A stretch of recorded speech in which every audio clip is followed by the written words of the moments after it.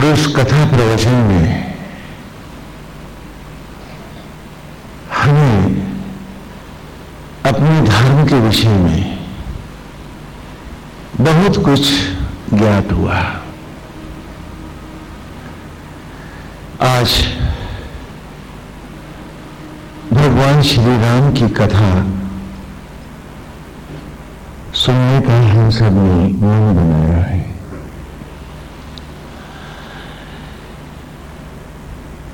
जैसा कि सदग्रंथ कहते हैं कि महाविष्णु प्रत्येक चतुर्युगी में त्रेता युग में भगवान श्री राम के रूप में अवतरित होते हैं तथा द्वापर युग में श्री नारायण ही, भगवान महाविष्णु ही श्री कृष्ण के रूप में अवतरित होते हैं। ये कथाएं एक आध्यात्मिक कथा के रूप में, घटघटवासी श्री राम की कथा के रूप में हम निरंतर सुनते आए हैं। भक्त समाज जो आस्थावान है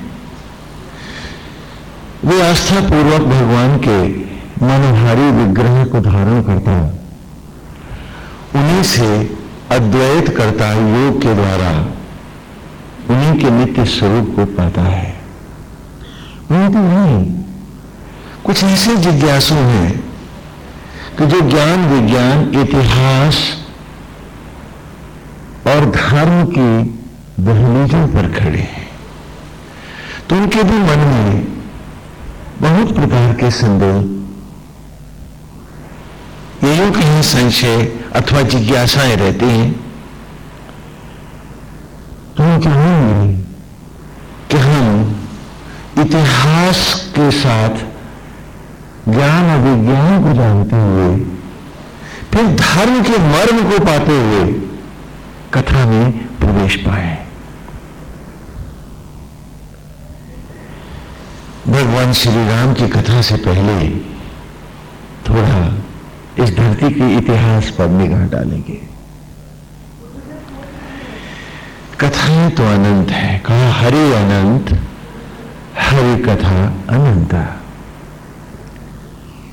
परंतु बहुत सी जिज्ञासाएं जहां मन अंध आस्थाओं को नहीं स्वीकारता है, इसमें कोई दोष भी नहीं है, क्योंकि जिज्ञासा को भी नेत्र मिलने ही चाहिए।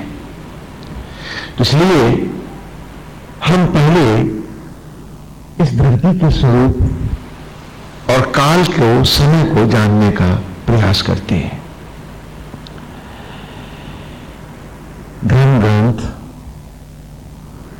और ज्योतिष के मतानुसार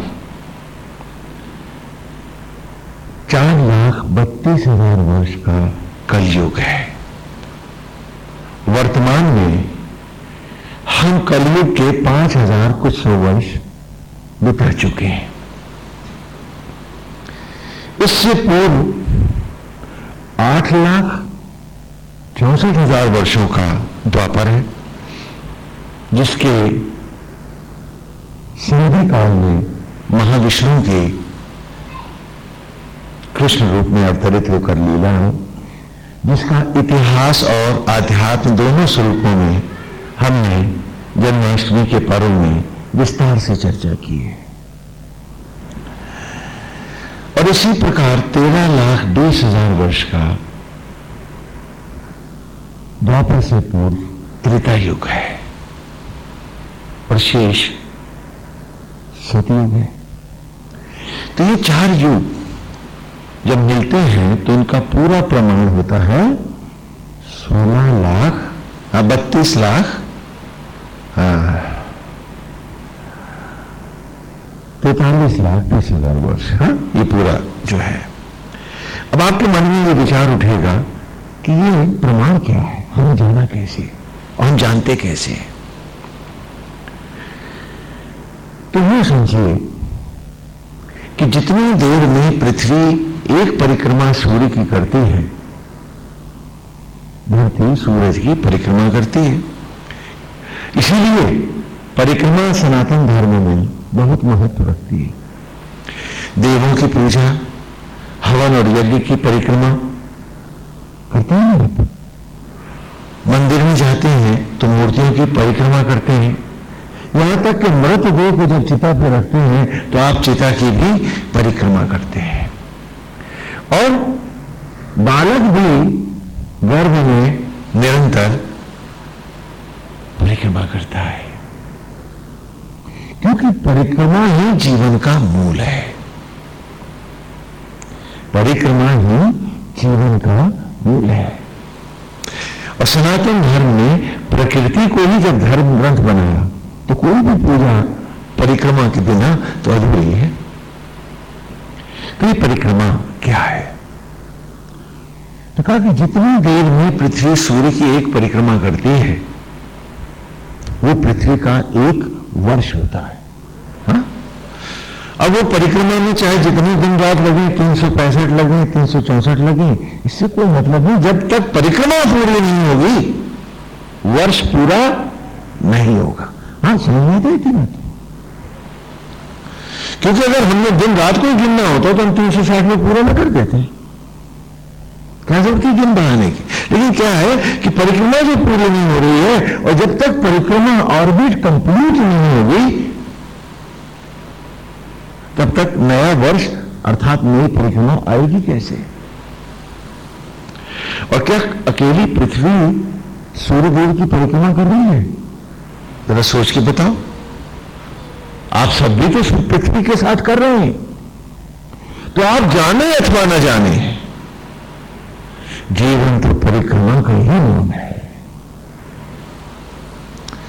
हम आस्तिक हैं, नास्तिक हैं, हमारे ईश्वर में आस्था है अथवा नहीं है, हम सब जब पृथ्वी परिक्रमा कर रही है तो हम भी तो सूर्य देव की परिक्रमा निरंतर कर रहे हैं। रथ भी देव में परिक्रमा कर रहा है। जिस दिन धमनी में रथ परिक्रमा करना बंद कर देगा तो क्या होगा? व्यक्ति मर जाएगा। तो परिक्रमा ही जीवन है। और इन्हीं परिक्रमाओं की गणना का नाम है चतुर्युगी। कि जितनी देर में पृथ्वी सूर्य देव की एक परिक्रमा करती है उतनी देर में चंद्रमा पृथ्वी की 12 परिक्रमा करता है। लगभग 1 महीने में उसकी एक ऑर्बिट पूरी हो जाती है। तो पृथ्वी का एक वर्ष चंद्रमा के 12 वर्ष के बराबर हो गया। दोनों समझ में आ रहे? तो थोड़ा ध्यान देंगे तो समझ में आएगा, क्योंकि कथा के इतिहास का धरातल परिक्रमा पर खड़ा है। तो एका के श्री राम की कथा यदि आप मुझसे जो सुनना चाहते हैं और उसके इतिहास के विषय में जानना चाहते हैं तो आपको बड़े ध्यान से जिज्ञासा से मेरे साथ चलना होगा। तो कहा कि जितनी देर में पृथ्वी सूर्य की 12 परिक्रमा करती है उतनी देर में बृहस्पति ग्रह कितनी परिक्रमा करता है? 1 परिक्रमा करता है। तो बृहस्पति का 1 वर्ष पृथ्वी के 12 वर्ष के बराबर हुआ। बोलो, समझ में आ गया? तो और जितनी देर में धरती सूरज की 30 परिक्रमा करती है, अर्थात हमारे 30 वर्ष होते हैं, उतनी देर में शनि ग्रह जो है सूर्य की 1 परिक्रमा करता है। तो 30 वर्ष पृथ्वी के शनि के 1 वर्ष के बराबर हुए। हाँ, समझ में आया? तो बोलिए, इतना स्पष्ट है ना? आगे बढ़ते हैं। तो इसीलिए शनि हर राशि में 2.5 वर्ष रहता है। 12 भाया 30। बोलो, ज्योतिष समझ में आ रहे? तो ये गणना हुई समय की।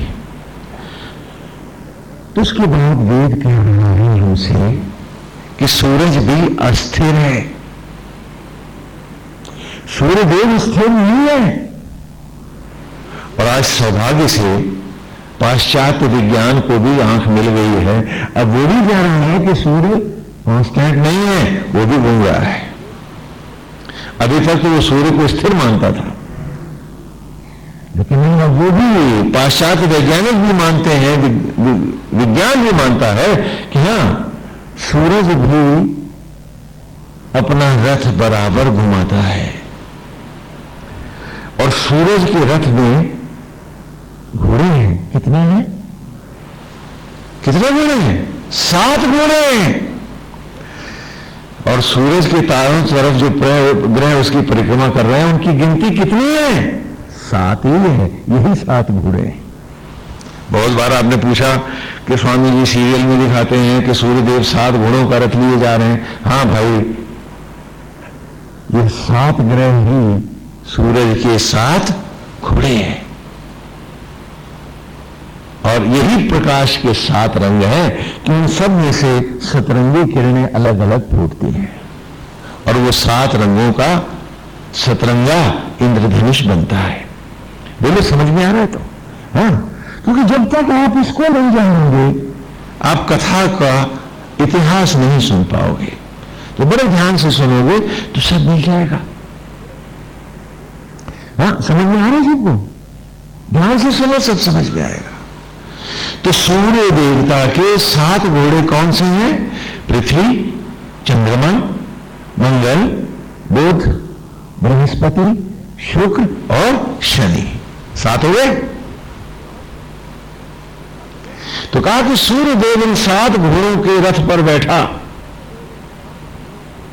अर्थात इन सबसे अपनी परिक्रमा कराता हुआ एक महाविशाल का एक गैलेक्सी, एक महालोक की परिक्रमा कर रहा है। हाँ, समझ में आए? तो अभी तक विज्ञान ये मानता था कि ये तो खड़ा हुआ है, लेकिन अब सारा विश्व का विज्ञान भी मान रहा है हमारे साथ कि नहीं, सूर्य सचमुच 7 घोड़ों का रथ लिए परिक्रमा पथ पर निरंतर अग्रसर है, बराबर भाग रहा है। कुछ भी स्थिर नहीं है, सब गतिमान है। आवागमन को प्राप्त है। बोलो, हाँ, ध्यान से सुनो, समझ में आएगा। हाँ, ये अद्भुत विलक्षण विज्ञान है।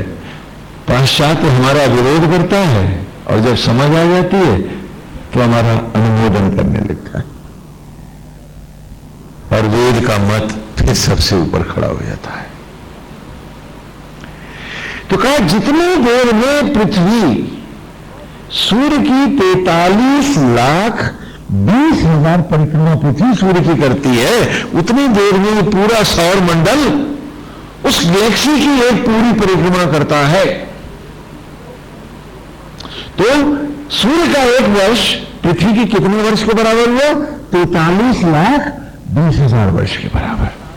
हाँ, अभी नए संप्रदाय पैदा हो गए, कोई 5,000 का कलयुग, तो कोई 7,000 का सतयुग बता रहा है। ये सब धोखे की टट्टियां हैं, कुछ इसमें रखा नहीं है। ये पर्दे हैं जो आपको भ्रम में डाल रहे हैं। हमने प्रकृति को धर्म ग्रंथ माना है, किसी व्यक्ति का वाद विवाद यहां काम नहीं करता है। अज्ञानी जन इस सत्य को न जानते हुए नाना प्रकार के विधि विधान और वितंडावाद बनाते हैं, लेकिन सनातन धर्म ने कहा प्रकृति ही मूल धर्म ग्रंथ है।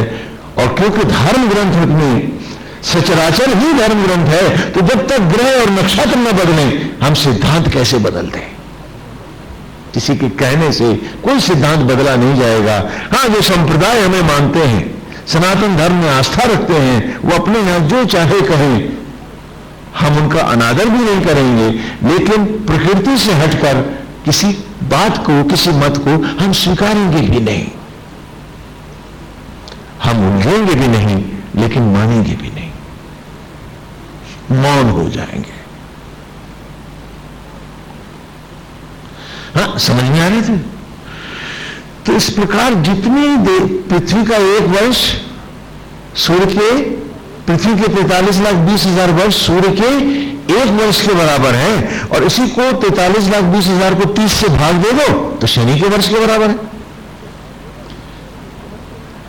हाँ, इसको 12 भाग कर दो तो बृहस्पति के वर्ष के बराबर है, और 43,20,000 को 12 से गुणा कर दो तो चंद्रमा के वर्ष के बराबर हो जाए। बोलो समझ में आ रहा है? तो गणित स्पष्ट है। हाँ, बड़ा ब्लैक बोर्ड नहीं, मैं आपको बना के दिखाता। हाँ, समझ में तो आ रहा है ना? हाँ। तो कहा कि जब पृथ्वी पूरा सूर्य परिवार जिस महाग्रह की परिक्रमा करता है उसका नाम क्या है? देवलोक। उसका नाम क्या है? देवलोक। और उसका राजा कौन है? इंद्र। यहां क्योंकि यहां देखो, सनातन धर्म को समझो।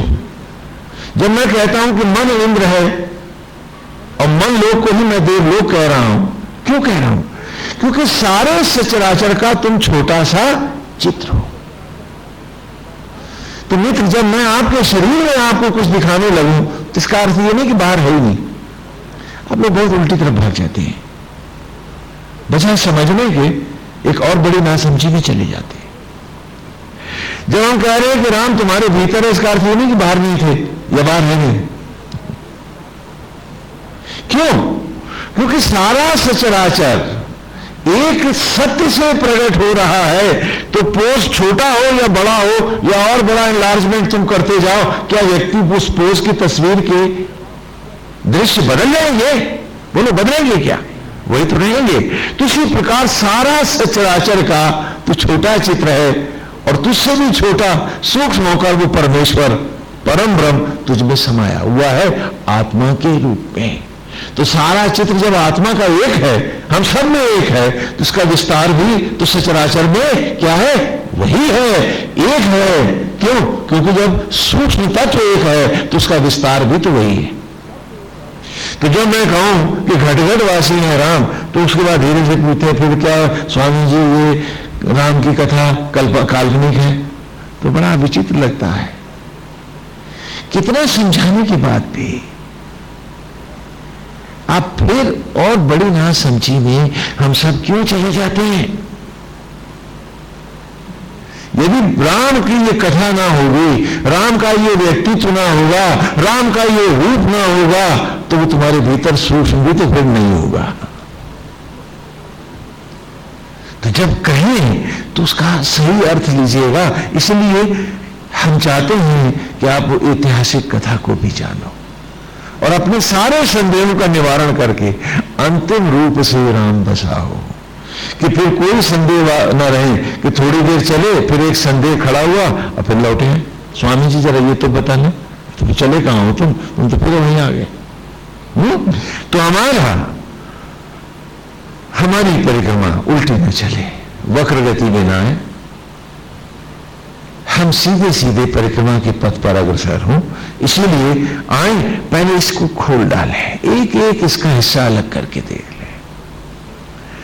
अब आपकी 4 दिशाएं हैं, क्या नाम है उनके? उत्तर, दक्षिण, पूर्व, पश्चिम। बोलते हैं कैसे? तो इस परिक्रमा के भी 4 दिशाएं हैं जिनका नाम है सतयुग, त्रेता, द्वापर, कलयुग। हाँ, यहां इनकी लंबाई और छोटाई का कारण भी मैं आपको बतलाता हूं, क्योंकि ये परिक्रमा थोड़ा ओवल शेप में है, अंडाकार है। पृथ्वी की भी ऐसी है, सभी ग्रहों की लगभग ऐसी है। और ये पूरा सौर मंडल हमारा सूर्य परिवार जब जिन जिन आकाशों से गुजरता है उस महाग्रह की परिक्रमा में, तो इस पर पड़ने वाले नाना नक्षत्रों और ग्रहों के प्रभाव के अनुरूप हमने परिक्रमा पथ को यथा गुण दिए हैं, अंश दिए हैं। 4,32,000 वर्ष ये टेल एंड है, या यूं कहूं कि हम अंध आकाश में हैं। उसके बाद पूर्ण प्रकाशमान हमको जगत मिल जाता है और सतयुग का आरंभ हो जाता है, क्योंकि उस वक्त हमारे चारों तरफ जो ग्रह हैं और गैलेक्सीज हैं और जो सूर्य परिवार और मंडल हैं जो यथा अपने अपने गैलेक्सीज की परिक्रमा कर रहे हैं, ये जीवंत हैं, मनोहारी है, सुंदर है और ज्ञान विज्ञान से परिपूर्ण है। और यहां आते ही हमारे पर और इस पृथ्वी पर हमारे शरीरों पर एक दिव्य प्रभाव आने लगता है।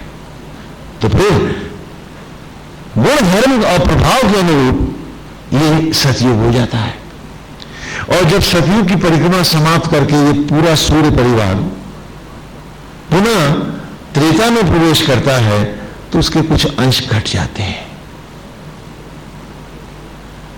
और फिर जब वो द्वापर में आता है तो उसके उस समय इसको मिलने वाले ग्रहों के चारों तरफ के जो ग्रेविटीज और उनके लेजर, उनकी कॉस्मिक रेज हैं, इन सब के प्रभाव यथा पड़ते हैं, तो उस समय को उतने परिक्रमा के पथ का हमने नाम रखा है द्वापर युग। और जब अंध आकाश में कि जब हमारा सभी ग्रहों का प्रभाव हमसे बहुत दूर हो जाता है और हम बिल्कुल नितांत असहाय अकेले पड़ जाते हैं एक सूर्य परिवार बन करके, तो इस असहाय अवस्था को हम कहते हैं कली युग। श्री एमर्सन जी की हमने कोई कल्पना करी है या सपना देखा है? जिस शब्दों को आज मैं आपके सामने रख रहा हूं, आपकी पीढ़ियों को वेस्ट पढ़ाएगा कि यह सत्य है। अभी तो वो कह रहे हैं कि yes, sun is moving with the whole complex to a destination unknown. हम जानते नहीं है, लेकिन पूरा परिवार भाग तो रहा है। अब पूछो, क्या हजरतगंज में घूम रहा है?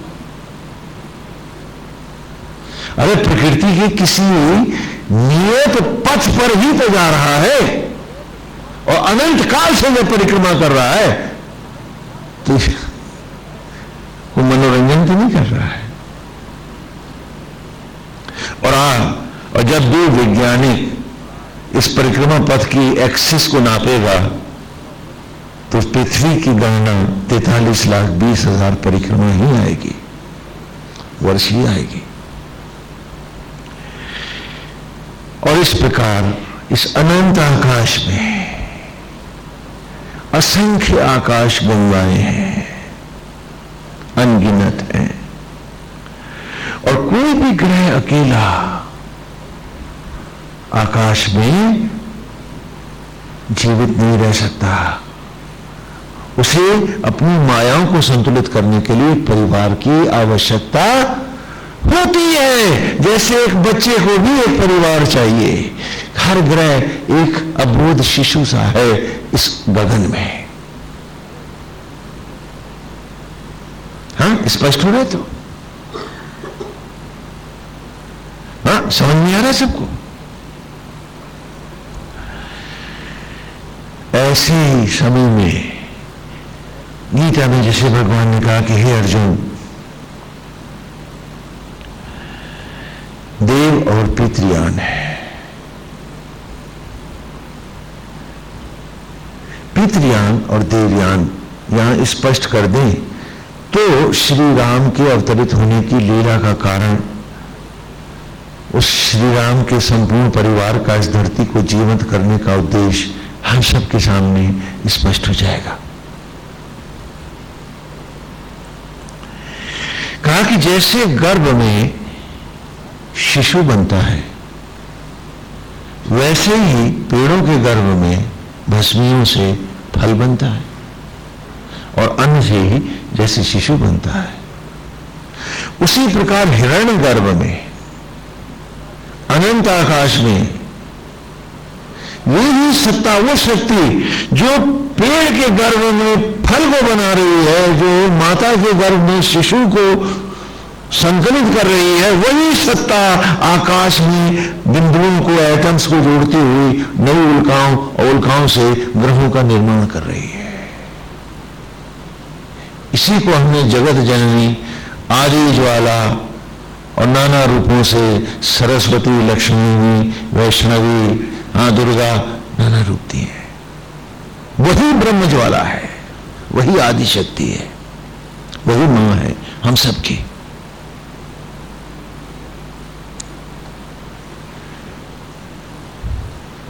जैसे तुम बन रहे हो, तुम्हारे घर में बालक बन रहा है, वैसे ही गगन में, हिरण्य गर्भ में, उस सुनहरे गर्भ में, हिरण माने गोल्डन, सुनहरी, उस ज्योतिर्मय गर्भ में बिंदु जुड़ रहे हैं, ग्रह बन रहे हैं। क्यों? क्योंकि सचराचर एक है, तो नहीं है। और तुम उसका छोटा चित्र हो तो तुम्हारा बड़ा रूप है।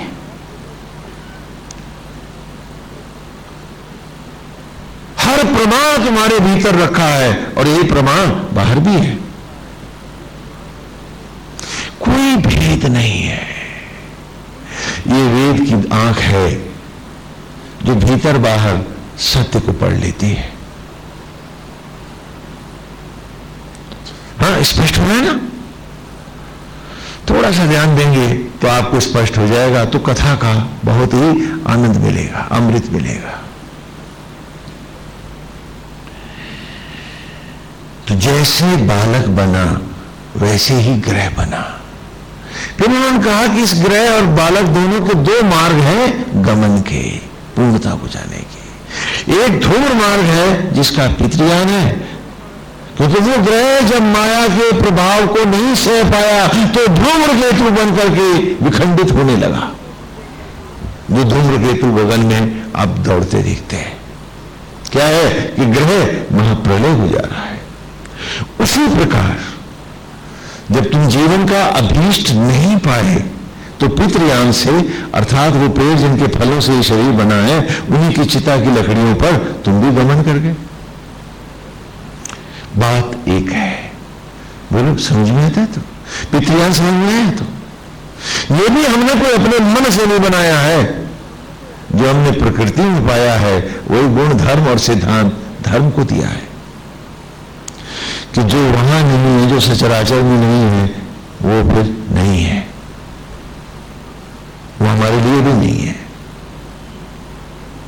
तो इसलिए यदि हम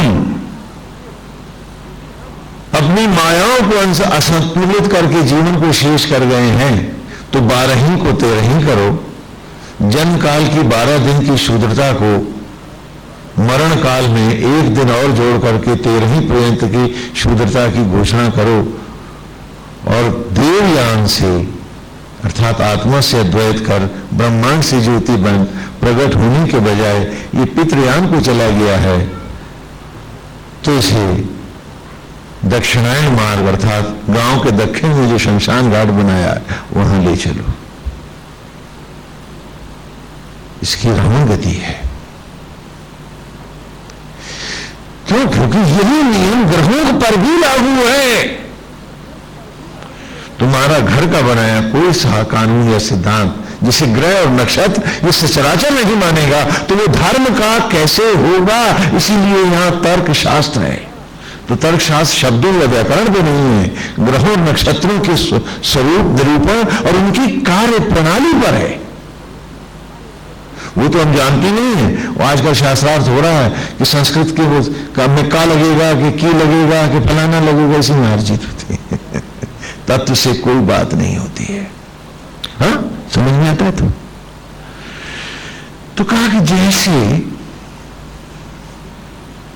वो ग्रह पितृयान को प्राप्त हुआ, लेकिन उसी में एक ग्रह है जो रुद्र वलय को धारण करके सूर्य सा अमर हो गया। तो हे अर्जुन, तेरे भी गमन के 2 मार्ग हैं। शुक्ल कृष्ण गति ते जगता शाश्वते मते एक याति अनावृत्ति अन्य आवर्तते पुनः। क्यों? क्योंकि कृष्ण कह रहे हैं कि मैं अपनी बात नहीं कर रहा हूं, सचराचर की बात तत्व और प्रमाण हे अर्जुन तेरे सामने रख रहा हूं। मर्यादा है कि जो बात कही जाए उसे ग्रहों और नक्षत्रों तक सिद्ध किया जाए, अन्यथा वो बात ही क्या होगी। और यही परिपाटी आपको सारे सदग्रंथों में सनातन धर्म की मिलेगी। बात इतनी सी करेंगे, प्रमाण सचराचर भर का देंगे। हाँ, ब्रह्म भुवना लोका पुनरावर्तना अर्जुन मामो प्रेत्य तू कौनते पुनर्जन्म न विद्यते। ब्रह्म ब्रह्मांडों को ब्रह्मलोक से लेकर के देवलोक भुवन देवलोक आदि भी पुनः परिक्रमाओं को ग्रह नक्षत्र सूर्य आदि प्राप्त है। इसमें कहा है। इसलिए हे अर्जुन, ये क्षण भंगुर मनुष्य की जोनी स्थिर कैसे हो सकती है? ब्रह्म भुवना लोका पुनिरा वर्तनो पुनरावर्तनों को प्राप्त हो रहा है। हे अर्जुन, इस सब पुनर्परिक्रमाओं में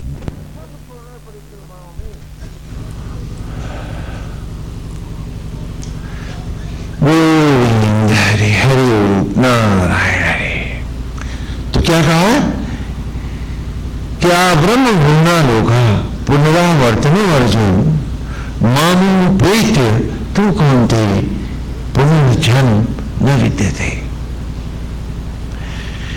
कि ब्रह्मलोक से लेकर जितने भी देवादिक लोक हैं, हे अर्जुन, वे पुनः परिक्रमाओं को प्राप्त है।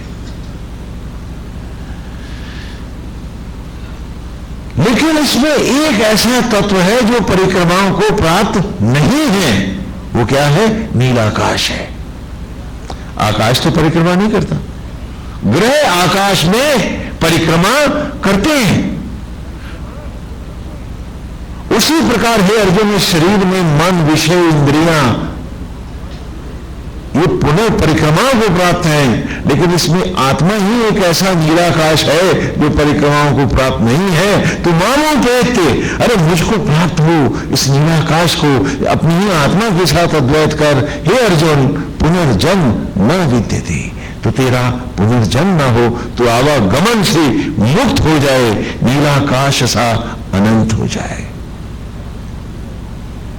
तो यहां थोड़ी सी बात कह रहा है कि रे जीव, अर्जुन कौन है? 10 इंद्रियों के अर्जन से अर्जित ये जीव, ये बुद्धि क्या कहलाएगा? हम सब क्या कहलाएंगे? अर्जुन। कि क्यों भागता है दाएं बाएं, इस प्रकृति में अपने को पढ़, जो तू है वही सचराचर है। और इस सत्य को जानता हुआ सीधा अपनी आत्मा को, जो नीलाकाश, जो नीलाभ श्री राम कहूं तो, श्री कृष्ण कहूं तो, विष्णु कहूं तो, वो तेरा ही तो आत्मा अनंत है, तो सीधा उसको प्राप्त हो कि तेरा पुनर्जन्म अब ना हो। तो बात वासुदेव भी कर रहे हैं श्रीमद् भगवद गीता में। तो बात अर्जुन को आत्मा से जोड़ने की भी बता रहे हैं, तो सारे ग्रहों और नक्षत्रों का प्रमाण ला रहे हैं। कि कोई अचानक किसी ने सपना देखा तो एक किताब लिख डाली, ये किताबें धर्म ग्रंथ नहीं होती, सचराचर ही मूल पाठ धर्म ग्रंथ है और तुम सब उसके अक्षर हो। ऋग्वेद ने कहा, मैं तो भाष्य ग्रंथ हूं, मूल पाठ तो आज भी सचराचर ही है और वो सदा रहेगा। हाँ बोलो, समझ में आ रहा है? तो ठीक इसी प्रकार आपके पूर्वज कथा आरंभ कर रहे हैं इसी भूमिका के साथ। आपके पूर्वज एक विशाल महाकाय ग्रह पर थे और वो ग्रह अपनी मायाओं के संतुलन को खो रहा था। और उस समय आवश्यकता पड़ी कि इस महाकाय ग्रह से जीवन समाप्त हो रहा है, तो इसको कोई दूसरी धरती दी जाए, अन्यथा जीवन का बिंदु सचराचर में खो जाएगा।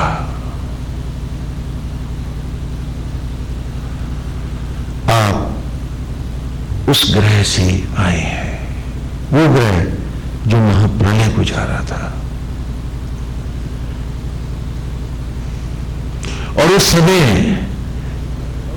उस ग्रह की अवस्थाओं के अनुरूप जीवन मायाओं के प्रभाव के अनुरूप एक विशाल मैमल अवस्था को भी प्राप्त हो चुका था, जिसे आज मैमेलियन एज कहते हैं। वो यहां नहीं, वहां थी। क्योंकि माया के प्रभाव के अनुरूप ही शरीर का विस्तार अथवा घटाव होता है।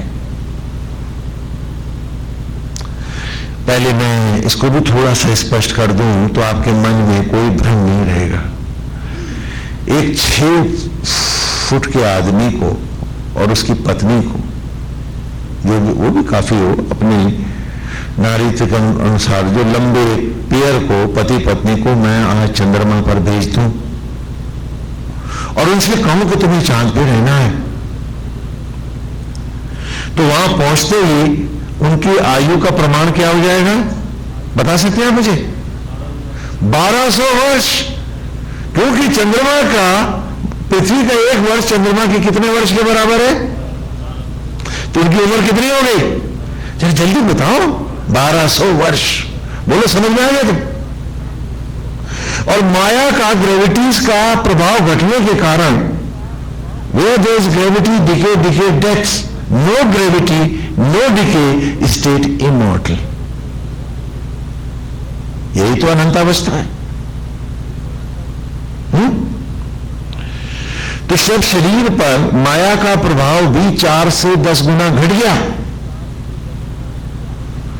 तो उनकी आयु उसी अनुपात से बढ़ गई। तो आप जरा 1200 को 8 से या 10 से गुणा कर दो तो कितने हो गए? लगभग 12,000 वर्ष। तो फिर आपको ताज्जुब क्यों है कि आपके पूर्वज इतने साल जिए थे? सोचिए, कल्पना कीजिए। खाली आपके सामने एक प्रमाण रखना हो, कोई मिथ नहीं दे रहा, पाश्चात्य मत और विज्ञान को भी आपके सामने रख रहा हूं, उनके भी मत से बता रहा हूं आपको। और पृथ्वी पर जो पेड़ हमारा पहला धरती का जाएगा, वो चांद पे चलेगा कि उड़ने लगेगा? बोलो। देखा तो है, अब आपने आंखों से देख चुके हैं, टीवी में भी देख चुके हैं, और ये भी मालूम है कि स्पेस में उतरते हैं तो हमें पैर रगड़ के चढ़ना पड़ता है, क्योंकि पैर उठाया तो हवा निकल जाएंगे। तो अगर वो यहां आकर उड़े होंगे तो इसमें आपको आश्चर्य होगा क्या? बोलिए। हाँ, कहते नहीं, मैं साक्षात प्रमाण दे रहा हूं आपको। आप कहते हो कि कपोल कल्पित बातें होती है, मैं कहता हूं आप मुझसे प्रमाण लो।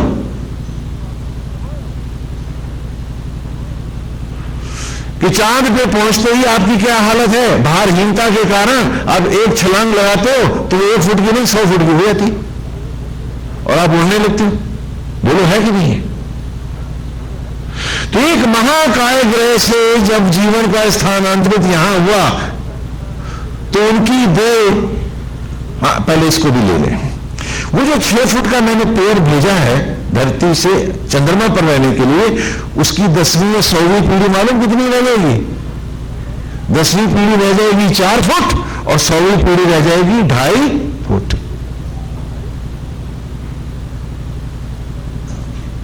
हाँ, मेरी बात समझ में आ रही है? तो क्यों कि ग्रेविटी के अनुरूप अब उनके शरीर घटने लगेंगे।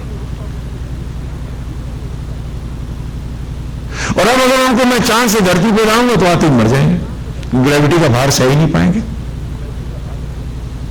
तो एक ग्रह से दूसरे ग्रह में जीवन को स्थानांतरित करते समय हमें इस बात का भी ध्यान रखना पड़ता है कि वो ग्रह का विस्तार इतना अधिक माया का ना हो कि ये जी नहीं पाए। कम माया का प्रभाव होगा तो ये जीवन भले वहां उड़ेगा, उम्र भी लंबी होगी, धीरे धीरे संतुलित पीढ़ी दर पीढ़ी होता चला जाएगा। बोलो, समझ में आ रहा है?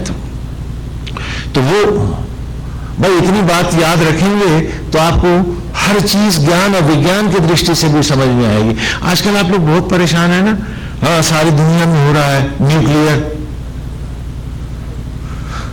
न्यूक्लियर वेपन्स को लेकर के, बमों को लेकर के चारों तरफ चिंता है। और क्या जानते हैं आप कि यही न्यूक्लियर आपके जीवन का कारण है? क्योंकि ये जो किरणों के रथ आते हैं सूरज से धरती पर, इनकी के एटम जब आकर के ग्रेविटी से फिट करते हैं इनके इलेक्ट्रॉन्स, तो वो जो एनर्जी इमिट करते हैं वही तो न्यूक्लियर पावर है। अगर वो न मिले तो पेड़ में नई पत्ती कैसे आएगी, और तेरे घर में तेरे गर्भ का बच्चा भी जिएगा कैसे? तो वो आणविक परमाणुक ऊर्जा के कारण ही यहां जीवन है। और हमारा विज्ञान इतना अंधा है कि उसे विध्वंस करना ही जानता है।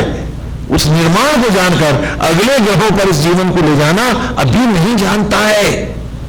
जो नेचर निरंतर कर रहा है, जिसके कारण आप सब हैं, वो भी न्यूक्लियर ही है। और यही एनर्जी जिसे केवल विध्वंसात्मक प्रयोग के लिए हमारा विज्ञान विनाश तो जानता है, निर्माण की दिशा में जाना नहीं चाहता है। वरना ये न्यूक्लियर एनर्जी, ये ज्ञान और विज्ञान आज हमको वो सार्थकता दे सकता है कि हम भी अगले ग्रहों पर बढ़ती हुई जनसंख्या को स्थानांतरित कर उन ग्रहों को भी जीवंत करें और एक बार इस धरती को नहीं 100 धरतियों को का एक परिवार बना के दिखा दें और जो बढ़ता रहे।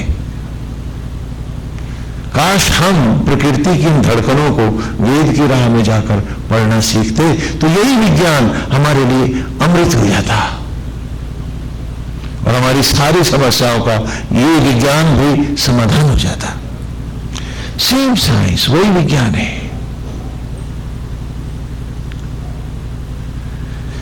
कि वही न्यूक्लियर वेपन्स जो हम बना रहे हैं, अगर हम नेचर में इसकी सूक्ष्म डिवाइसेस को पहचाने कि नेचर कैसे उनकी डिवाइसेस तैयार करके हर जगह एटॉमिक ब्लास्ट कर रहा है, न्यूक्लियर एनर्जी बराबर एमिट कर रहा है, तभी तो सागर से बादल उठ रहा आसमान में, और वही किरणें जब अपनी न्यूक्लियर एनर्जी पेड़ को देती हैं, तभी तो राख और वनस्पतियां एक नया रूप, राख और मट्टी फलों और का स्वरूप पाती है, और तभी तो वनस्पतियां न्यूक्लियर उस एनर्जी के कारण ही अन्न से शिशु बन जाती हैं।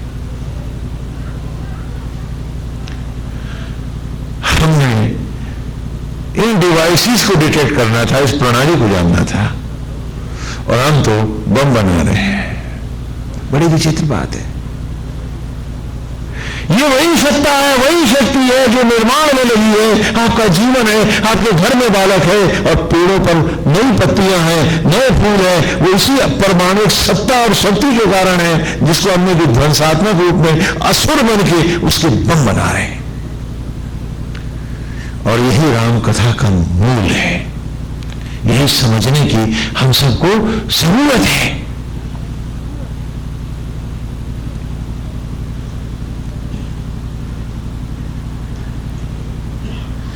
आकाश हम आज इस तत्व को पा पाए, क्योंकि यही समस्या त्रेता युग के काल में हमारे सामने आकर खड़ी हो गई थी कि इस जीवन को कहां ले जाएं, क्योंकि ये महाकाय ग्रह जो देव की परिक्रमा कर रहा है, ये पृथ्वी महाविनाश को जा रही है। और अगर इस परिवार में, सूर्य मंडल में, इस परिक्रमा पथ पर भी जीवन न रहा, तो सचराचर एक अनकहे अनजानी वैधव्य को चला जाएगा। कोई धड़कन न होगी, कोई जीवन न होगा, सारी सत्ताएं बिखर जाएंगी।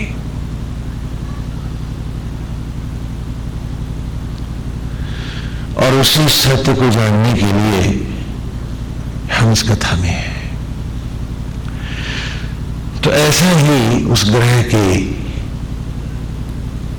सत्ता के जो अध्यक्ष हैं उनके सामने है कि जीवन को दूसरे ग्रह तक ले जाएं कैसे।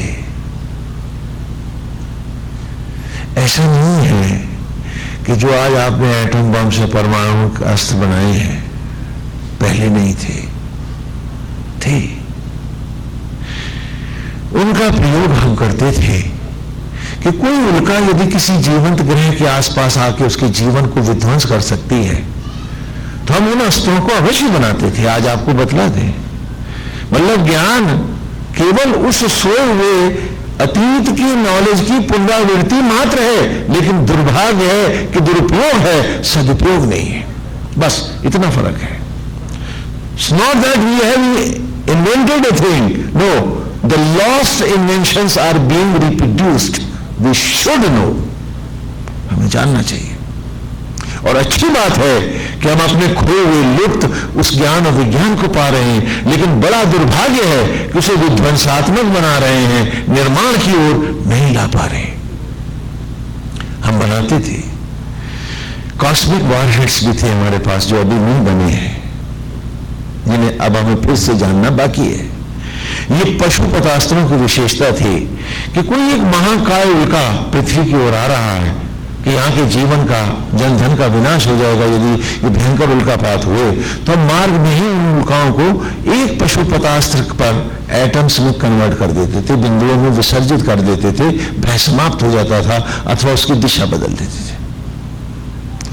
आज ही जो आप कॉमिक्स में देख रहे हैं ये टोटल मिथ नहीं है, कभी ये सत्य रहा है और हमारा मनुष्य का ही ये ज्ञान विज्ञान रहा है। तो जब हाँ समझ में ना, तो यदि हमने अस्त्र शस्त्र भी बनाए थे तो उनका रक्षा के लिए सुरक्षात्मक पर्पस था, और इसलिए कृष्ण की कथा में भी आपने देखा कि लीला नायक जब प्रकट हुए तो उन्होंने क्या कहा कि हम प्रकृति, पर्यावरण, निरीह और सताए हुए की रक्षा के लिए ही अस्त्र शस्त्र धारण करेंगे। वासुदेव ने कहा सत्ता के लिए हम कभी युद्ध नहीं करेंगे। पिछले महाभारत में बलराम लड़ते हैं न कृष्ण। हाँ, तो ये भावना थी, यही उस समय की मानवता का स्तर था आदिकाल से जो चला आ रहा था। आज जो जितना बड़ा बम बना लेता है वो बड़ा दादा हो जाता है, और शांति सम्मेलनों का वही अध्यक्ष बनता है जिसके एटम के बड़े बड़े दांत होते हैं। और हम सब सभ्य लोग हैं, समझदार लोग हैं, सिविलाइज एज है, कल्चर्ड लोग हैं, जिन्हें क्या क्या है। गोविंद हरि। तो जीवन को स्थानांतरित करने के प्रयास शुरू हो गए। वहां के उस ग्रह के ज्ञान और विज्ञान को लगा कि यदि शीघ्रता से हमने जीवन को कोई नई खोज में नहीं किया,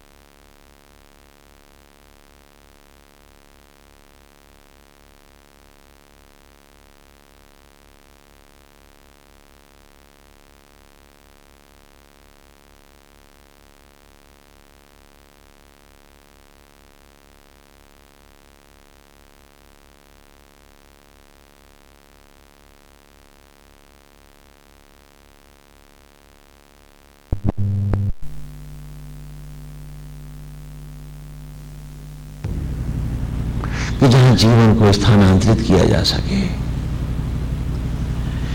हमें दो पृथ्वियां इस कक्षा में मिली, जिसे आज आप मंगल ग्रह के रूप में जानते हैं। ये भी पृथ्वी है और धरती और इसकी मिट्टी एक है, इसलिए इसको भूमि सुत भी हम कहते हैं। दो ग्रह हमारे दृष्टि में आए इस सूर्य परिवार में, और विचार हुआ कि जीवन को, मनुष्यों को, जीवन को, सभी को, वन संपदा को, हाँ पशु पक्षियों को, पर्यावरण को यहाँ यदि स्थानांतरित कर दिया जाए, इनके बीज यहाँ डाल दिया जाए, इन्हें यहाँ बो दिया जाए, तो यदि वो ग्रह महाप्रलय को जा भी रहा है तो भी जीवन रहेगा। तो बाकी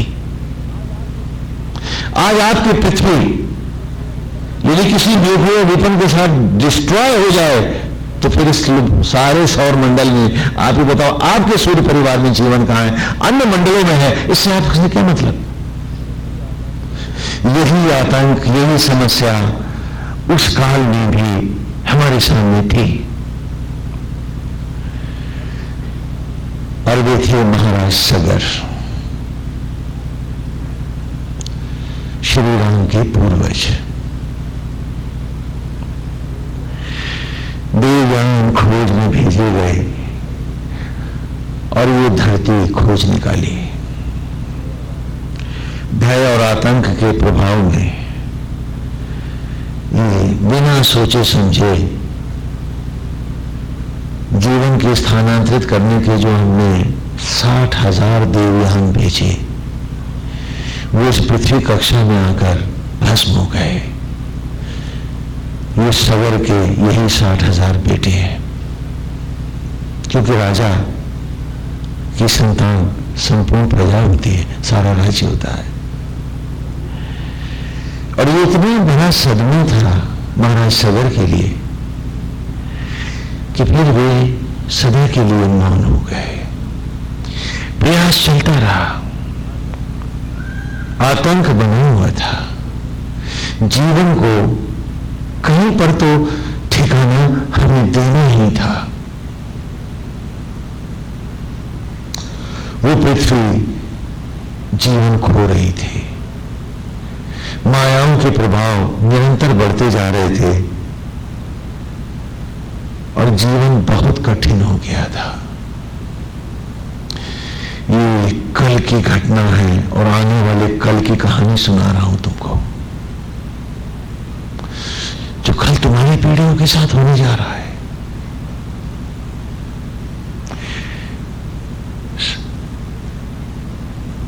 ये कल तुम्हारे साथ होने जा रहा है।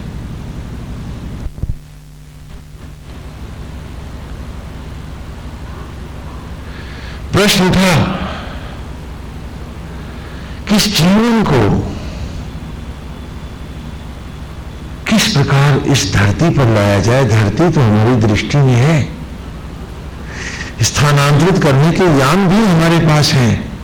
हाँ, आप यहां थोड़ा सा यानों को समझ लीजिए, क्योंकि आप अक्सर समझते हो एरोप्लेन से कल्पना करते हो कि यान ऐसे होंगे। नहीं, वैसे नहीं है ये। आपने चिड़िया की तरह उड़ना सीखा है। अभी प्लेनेट की तरह उड़ना तो आप नहीं सीख पाए। प्लेनेट में कौन सी एनर्जी लग रही है, कौन सा पेट्रोल लग रहा है, जो करोड़ों सालों से एक ग्रह हर ग्रह की परिक्रमाओं में लगे पड़े हैं। कितनी है, कौन से इंजन लगे हैं इसमें। तो हमारे देवयान माया को नियंत्रित करके चलते हैं, ग्रेविटी को न्यूट्रल करके लाइट का मोमेंटम लेते हैं। ध्यान रहे इस बात का। यहां स्पिन ऑर्बिट की प्रणाली है। हाँ, I shall not explain it further, नहीं कथा का रस जाता रहेगा, लेकिन फिर भी समझ लें इस बात को। और क्योंकि ये देवयान जब उतरते हैं तो भयंकर ऊष्मा पैदा होती है उस प्लेनेट पर जहां उतरते हैं। इसीलिए जब भी इंद्र का यान उतरता है, टनों बर्फ, करोड़ों टन बर्फ भाप बन करके जाती है और सागर का पानी भी एवोपरेट होकर के बादल बन जाता है। तो जब भी इंद्र का यान आता है तो सारी धरती पर मूसलाधार वर्षा होती है ना। अतीत की कथाओं में भी आपने सुना। उसका कारण है क्योंकि the energy that our spaceship produce is immense.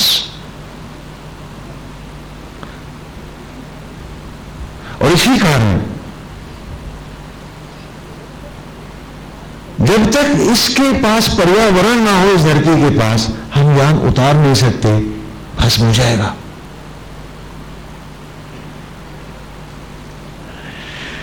तो उसके बाद अटेम्प्ट नहीं होते हैं, समय आगे बढ़ता रहता है।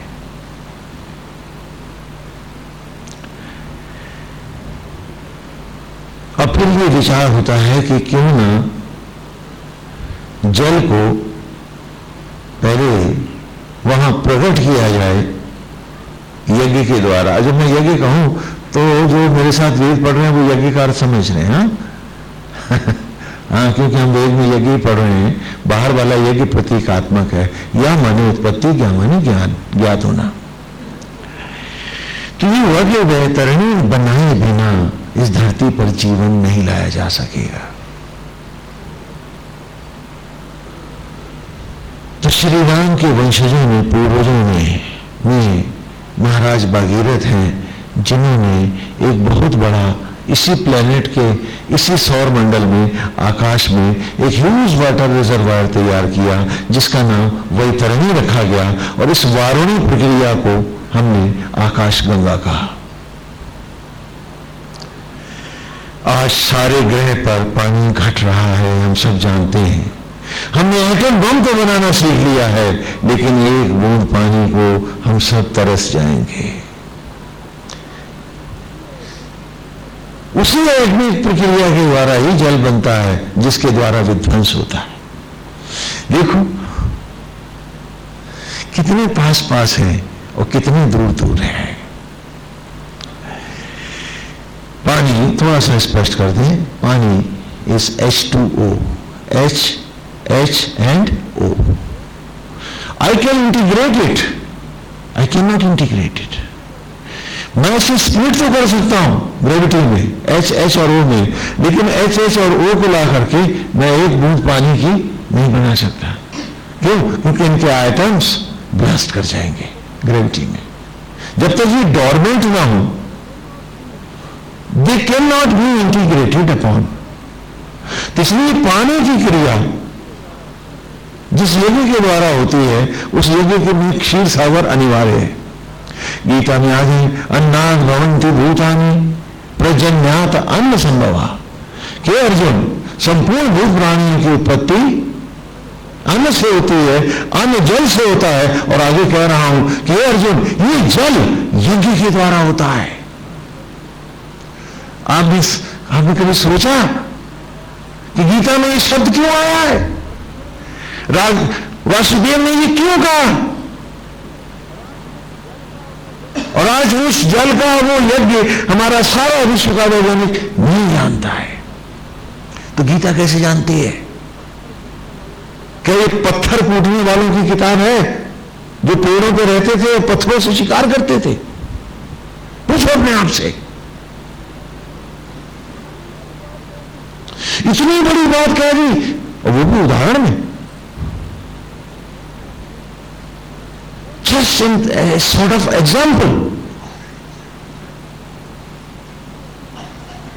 कैसे कह दी उन्होंने? और कितनी बड़ी बात कह दी है। वो चर्चा यूं हुई है कि हमने गगन में वो धरणी बनाई थी और इस धरती को हमने पानी दिया था।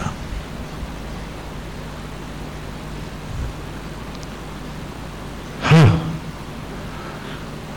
किसी ग्रह पे पानी नहीं है जब तक हम पानी बनाएंगे नहीं।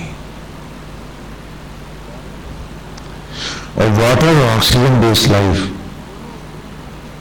इन दोनों को, इसके बिना जीवन नहीं मिल सकता है।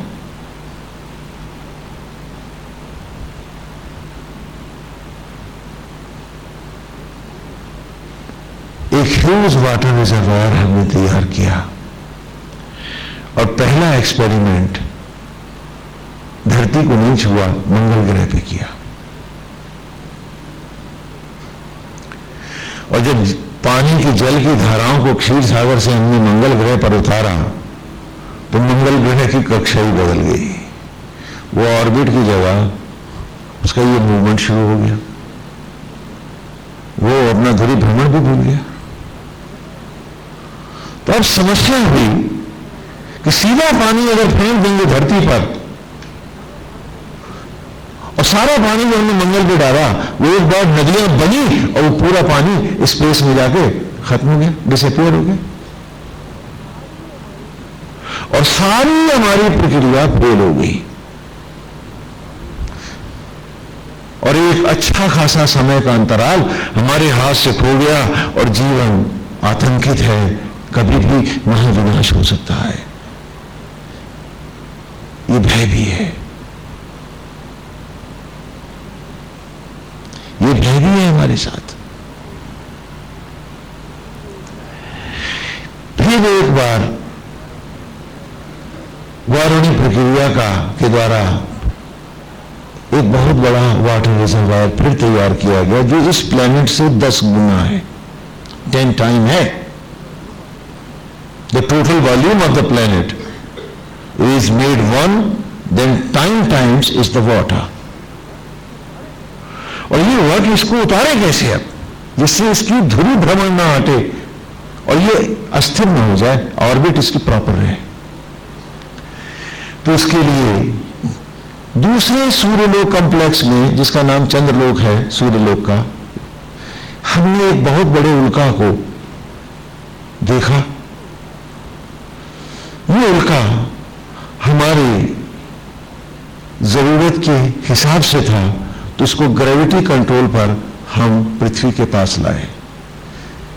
यही है कृष्ण की उंगली का गोवर्धन और यही है हनुमान का पर्वत उठाना, जो बात की कथाओं में है कि the planet has no weight, the weight is of gravity, if I lift the gravity I carry the planet on my finger tip. और इस प्रकार हम उस ग्रह को पृथ्वी की कक्षा के पास लाकर इनकी दोनों की माया का संतुलित करके छोड़ दिया तो ये पृथ्वी की परिक्रमा करने लगा और इस प्रकार पृथ्वी ग्रह का ये उपग्रह हो गया। और तब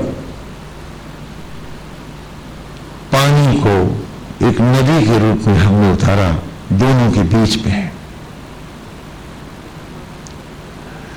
चंद्रमा ने जल को अपनी ओर खींचा, लेकिन उसमें साहस नहीं है कि पृथ्वी की माया को निष्प्रभावी कर सके। तो चंद्रमा की परिक्रमा करते हुए ये जल रिकॉइल करता हुआ सारे प्लेनेट पर बरसने लगा और लंबे युगों तक बरसता रहा। और इस प्रकार हमने सारी आकाशगंगा इस धरती पर उतारी। ये काम महाराज भागीरथ के काल का है। और उसके बाद नाना स्थानों से वन्य संपदा को लाए, पेड़ पौधे लगाए और इस पूरे निर्जन इस ग्रह को जीवंत किया और तब जीवन का स्थानांतरण हुआ। और इस प्रकार ये धरती एक बार ये धरती भी जीवन और कोलाहल को प्राप्त हुई और इसकी उर्वरा शक्ति को जीवन मिला। और इस प्रकार पहली बार आपके पूर्वजों ने महाविनाश को जाते उस ग्रह से इस ग्रह पर पांव रखा। इसीलिए इस सारी प्रक्रिया में महाराज दशरथ और उनके पूर्वज जो हैं, इस धरती का प्रत्येक मनुष्य, चाहे वो भारत में है, किसी देश में है, किसी प्रदेश में है, अंग्रेज है या रूसी है, जब भी वो अपने इतिहास को कुरेदेगा वो पाएगा कि हम सब इस परिवार के ऋणी हैं, क्योंकि इन्होंने ही हमको यहां जीवित किया। ये वे ही थे जिन्होंने जीवन का स्थानांतरण किया। इस प्रकार इतिहास भी कह रहा है कि राम इस धरती का ईश्वर है, क्योंकि वही तो जीवन यहां गया है। इतिहास का आरंभ यहां से होता है। भगवान राम की कथा उसी पीढ़ी से और वंश परंपरा से चली आ रही है। और इस प्रकार मनुष्य का जीवन जब धरती पर आया तो उस जीवन के साथ ही हमने गुरुकुल शिक्षा और वेद उतारे और जीवन को जैसा उस ग्रह पर था इस ग्रह पर लाने का हमने प्रयास किया। और जैसा कि आप जानते हैं दिन के साथ रात भी होती है, उसी प्रकार जहां एक और मानवता के ये मानवीय स्तर थे, वहां पर उसी प्रकार उस ज्ञान विज्ञान के साथ असुर शक्तियां भी थीं।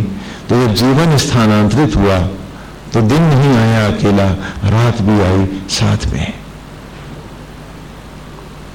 और इस प्रकार ये दो विचार भी इस भूमंडल पर सुर और असुर अपना अपना स्थान पाए। सुर विचार मानता है कि इस धरती का मनुष्य, ईश्वर ने इस धरती पर मनुष्य को इसलिए प्रकट किया कि वो प्राणी मात्र की सेवा करे, तप के द्वारा आत्मा से अद्वैत करे और अपने जीवन को अमृत में बना ले। असुर ने कहा कि मेरे को जिस ईश्वर और सत्ता ने बनाया है तो उसने मुझे शक्तिमान बनाया है कि जो कुछ भी है वो सब मेरे खाने पीने भोगने और आनंद करने के लिए। इस प्रकार जीवन जब स्थानांतरित हुआ तो उसमें नाना उस प्लेनेट की बाकी जो जातियां और उपजातियां थीं वे भी यथा अपने जीवन को लाई।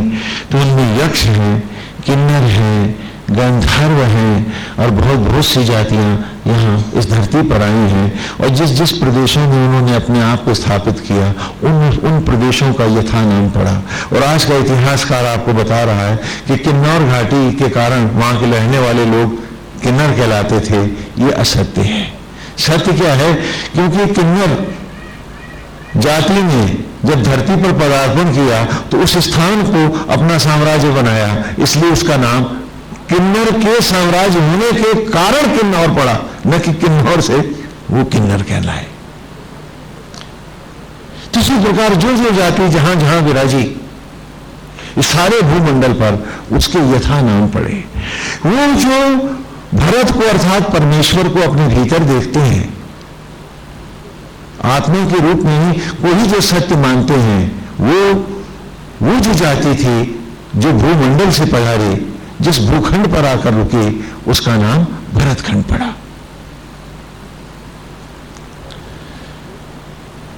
और संक्षेप में ही सही मैंने आपको आपके अतीत की ये कहानी दिखाई है, क्योंकि श्री राम कथा में आपके जो संदेह और प्रश्न हैं उनके उत्तर तभी तो दे सकता हूं जब आपको वो सारा दृश्य, सारे परिदृश्य, समय और अंतराल हम स्पष्ट करके दिखला दें। और इस प्रकार जीवन इस भूमंडल पर आया, और एक बार फिर जैसे उस ग्रह पर विशाल जीवन था, वो जब स्थानांतरित हुआ तो पहले आने के कारण इस धरती पर, जैसे आप चांद पे जाएं, मैंने अभी आपको पूरी प्रमाण दे दिया है, तो जब वो इस धरती पर आए तो उनकी देह दीर्घ थी, विशाल देह थी, मनुष्य की भी। और क्योंकि वो एक महाग्रह से छोटे ग्रह पर आए थे, और जो ग्रह जितना बड़ा था उसकी परिक्रमा का प्रमाण भी उतना ही अधिक था, तो यहां वर्ष के अनुरूपों से, अनुपात से यहां परिक्रमाएं शीघ्र हैं सूर्य के साथ। तो उस हिसाब से उनकी आयु 12,000, 13,000 या 20,000 परिक्रमा तक, 35,000 और 40,000 परिक्रमा पर तक भी रही। और इस प्रकार उनके जीवन के स्पान इस ग्रह के अनुपात से बहुत बड़े थे, जो आज आपको विलक्षण लगते हैं। जैसे चांद पर रहने वाली अवतार दुनिया एक पीढ़ी को, और उनकी 1000वीं पीढ़ी को लोग कहें कि तुम्हारे पूर्वज 12,000, 14,000, 20,000 साल जिए हैं, तो उनको भी लगेगा गप मार रहा है, नहीं लगेगा क्या? ऐसे आपको भी लगता है कि सद ग्रंथ झूठ बोल रहे हैं।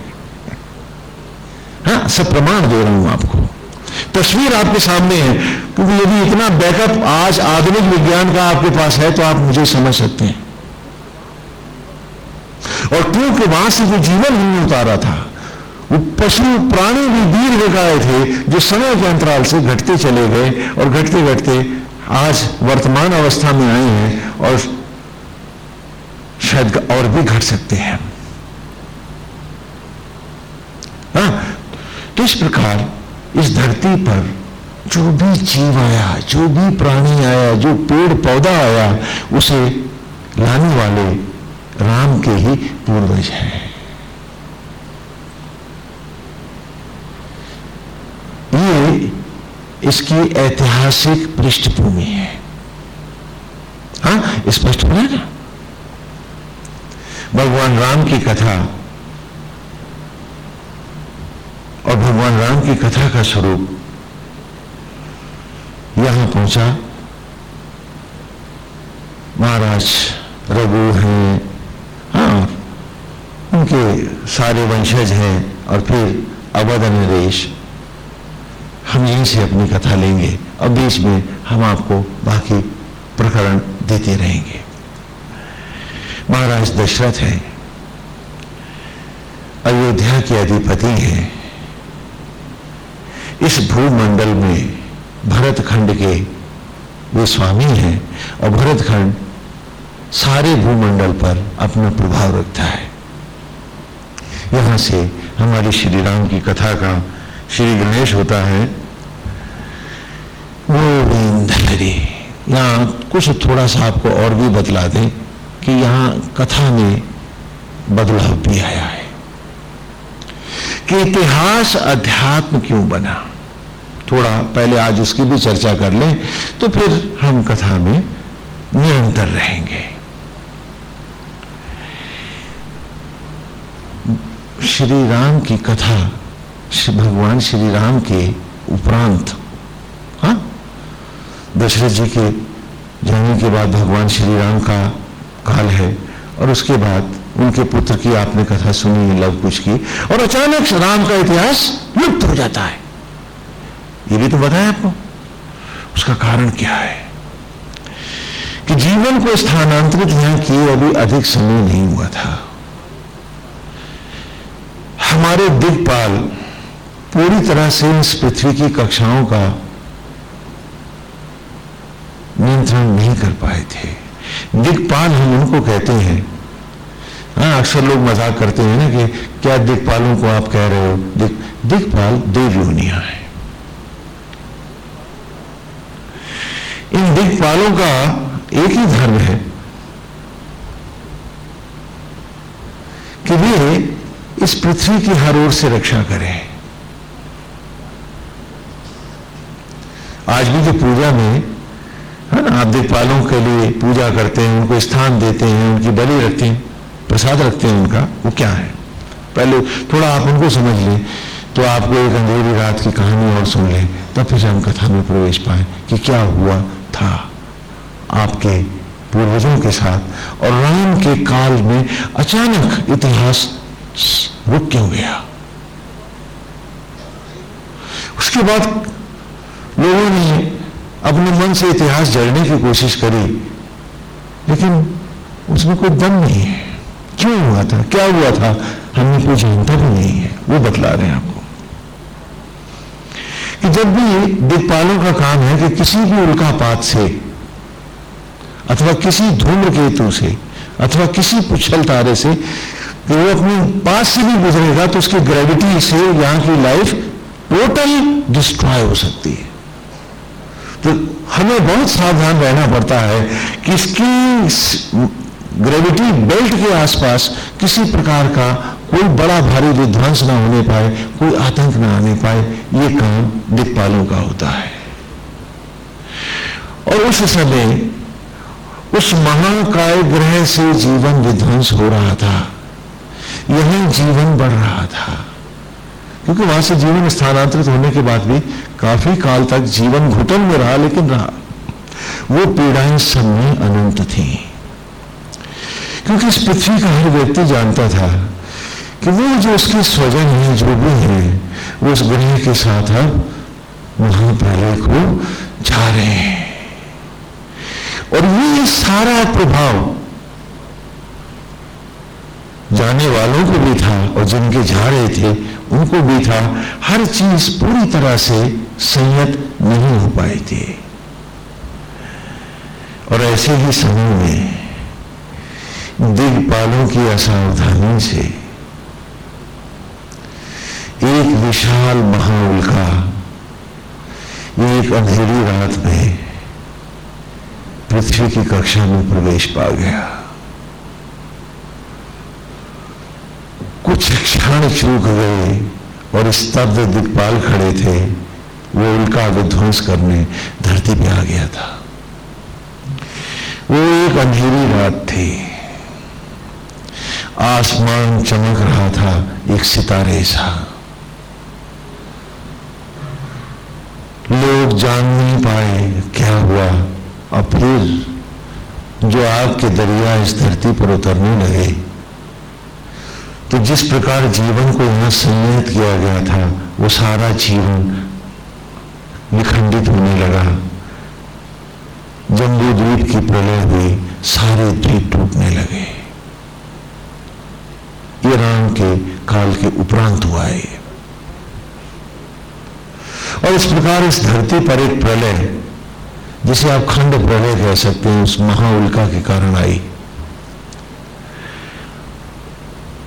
सागर बादलों की भाप बनकर बादलों में उठे और पहले तो आग के दरिया उतरे, फिर मूसलाधार पानी एक लंबे समय तक बरसता रहा। प्लेनेट टूटे, इसके टुकड़े हुए महाद्वीपों के इस प्लेनेट पर, और वो सब विखंडित हुए और नए नए रूपों में जुड़ने लगे।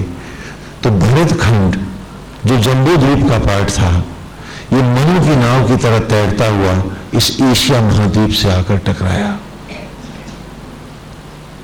उसी की स्मृति को जब दोबारा मानवता संयत हुई तो मनु की नाव यहां बनी, तो वहां नोआह की नाव बन गई।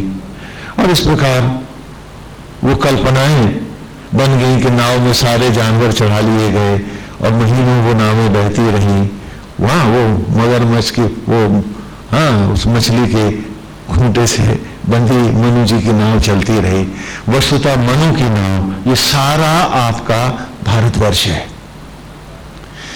आज ये बात हम आपको सप्रमाण भी बता सकते हैं, क्योंकि हमारा विरोध करने वाले विश्व का वैज्ञानिक ने भी अंतिम रूप से इस बात को स्वीकारा है कि ये पूरा सब कॉन्टिनेंट जो भारतीय उपमहाद्वीप है आज भी तैर रहा है। आपका सारा देश किसी कहीं पर भी टिका नहीं है, खाली इसकी प्लेटें हिमालय की तलहटी पर रखी हैं, ऊपर रखी हुई हैं।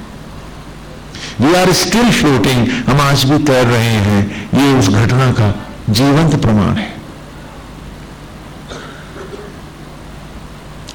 और इस महाविध्वंस के बाद ये पूरा भारतीय उपमहाद्वीप जम्बू द्वीप से टूटा और एशिया महाद्वीप के साथ आके जुड़ा। उसी प्रकार उसके बाकी भी जम्बू द्वीप के टुकड़े जहां जहां गए वहां वहां श्री राम संस्कृति गई।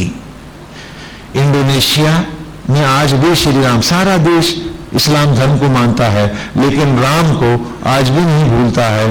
राम, लक्ष्मण, जानकी और हनुमान एक दूसरे को वो आदर के लिए प्रदान करते हैं। और जितनी सुंदर रामलीलाएं और राम कथाएं आज भी इंडोनेशिया के मुसलमान करते हैं, वो भारत में नहीं होती हैं।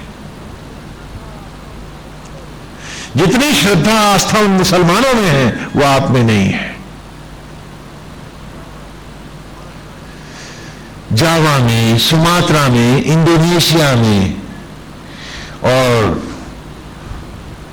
आंकोर वाट के 300 मील के जंगलों में पूरी रामायण पत्थरों पर उभरी है, मूर्तियां हैं। क्यों? जहां जहां ये टुकड़े उस जम्बू द्वीप पे गए वहां वहां श्री राम की कथा, उनकी स्मृति गई। लेकिन समय के साथ, वक्त के अंतरालों के साथ दूसरे दूसरे सांप्रदायिक धर्मों का प्रभाव पड़ता रहा और वे लोग अपने उस पूर्वज से, उसकी कथा से कटते चले गए। चाहे विश्व का कोई भी मनुष्य है, वह आज नहीं तो कल स्वीकारेगा कि वो जो जीवन को यहां स्थानांतरित करके लाया, जिसने जीवन को इस धरती पर बसाया, वो श्री राम किसी एक समाज या संस्कृति का नहीं, सारे भूमंडल का प्रथम पुरुष है। आज भूल गए हैं। उत्तरी अमेरिका में, ऑस्ट्रेलिया में आज भी उसकी कथाओं के अलग अलग रूप मिलते हैं। और समय के अंतरालों के साथ, इतिहास को, समाज को, मान्यताओं के साथ ये कथाएं थोड़ा थोड़ा अपने में नए रूप और समावेश लाती रही।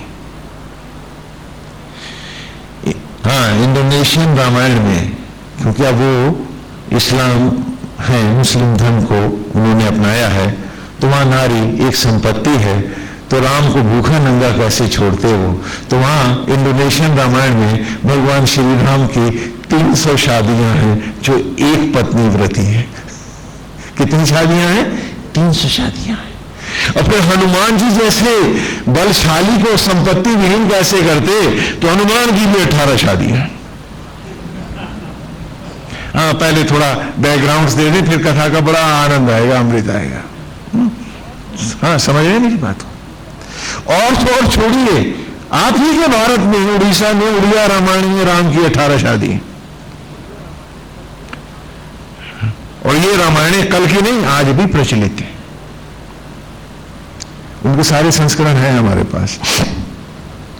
और इस प्रकार विश्व में आपको सुन के आश्चर्य होगा कि श्री राम कथा की 2500 मान्यता प्राप्त ग्रंथ हैं, अलग अलग भाषाओं के, अलग अलग लोगों के दिए हुए, और हर देश में वो रूप सप्रमाण उन कथाओं को दिखला रहे हैं।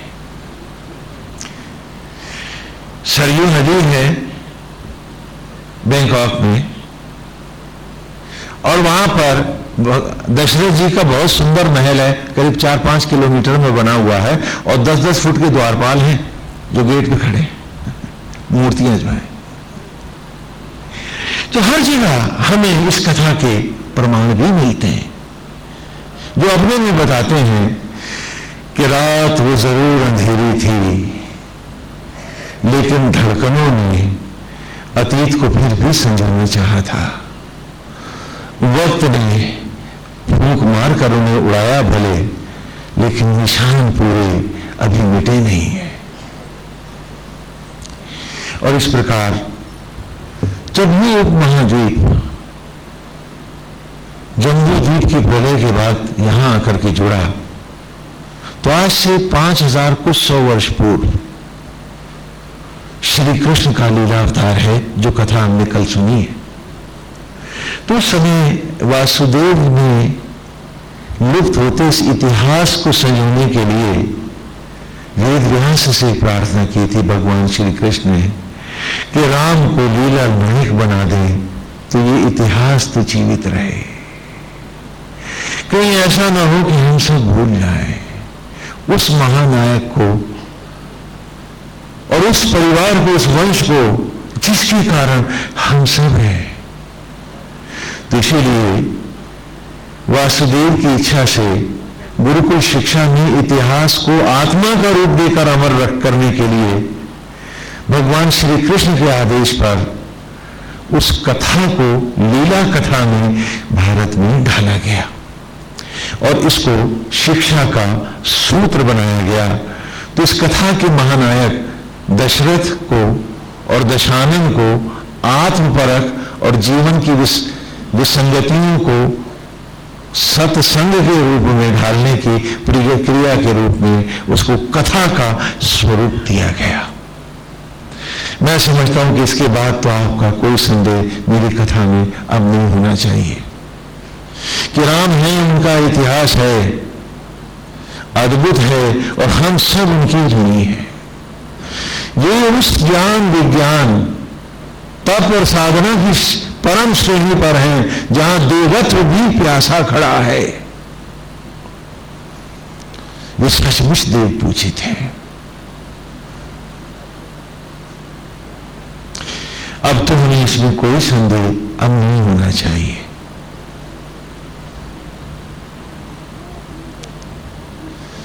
क्योंकि जो भी व्यक्ति, जो भी प्राणी, जो भी जीव जंतु इस धरती पर है, वो उस परिवार के ही कारण है। जब जब अतीत कुरेदा जाएगा, जब जब अतीत खोजा जाएगा, विश्व में जहां कहीं जो भी समाज और संस्कृति है, वो राम के चरणों में सहज झुक जाएगी। क्योंकि आज की कोई 100-200 साल की बात नहीं, कोई 400 साल की, 1000-2000 साल की बात नहीं है। ये गंभीर अंतराल में सोया हम सब का उत्पत्ति का बीज है। इस प्लेनेट का जीवन है, धड़कन है, स्थायित्व है। इसका ज्ञान विज्ञान शिक्षा का स्वरूप है और गुरुकुल शिक्षा और ऋषित्व को भी इस धरती पर आने वाला यही परिवार है। भगवान राम की कथा में कि ये पूर्व कथा हमने इसीलिए रखी कि अगली बार जो हम दूसरा सेशन लेंगे उसमें हम सीधे कथा में प्रवेश करेंगे। तो इसलिए थोड़ा सा आप सबके संशयों को सुनते हुए, जो निरंतर सुनता रहा हूं, उसी को देखते हुए मैंने इन रहस्यों को आपके सामने रखा है कि इस प्रकार ये कथा आत्मपरक बनी और अब आत्मपरक कथा और इतिहास दोनों को मिलाकर हम अगले उसमें ले चलेंगे। आए सीधे बैठ जाएं।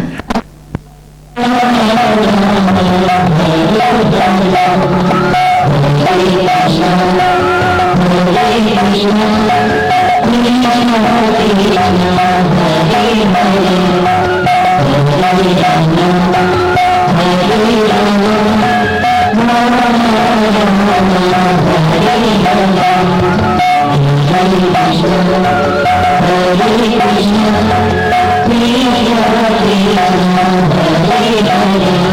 Hare